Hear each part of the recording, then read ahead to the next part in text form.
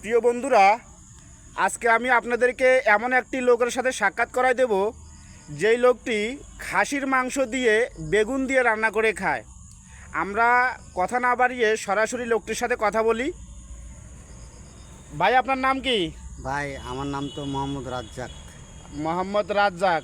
ভাইয়া, আপনি থাকেন কোথায়? আমি তো থাকি ভাই, আমার বাসা যে হিমায়তপুর।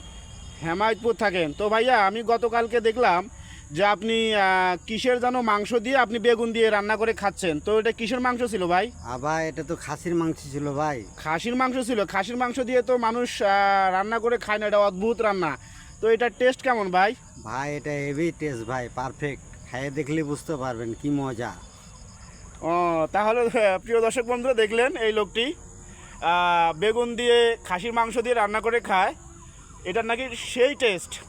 তো আপনারা কে কে এ ধরনের খাবার রান্না করে খান অবশ্যই কমেন্ট করে জানাবেন। সবাই ভালো থাকবেন, সুস্থ থাকবেন। আল্লাহ হাফেজ। আল্লাহ হাফেজ।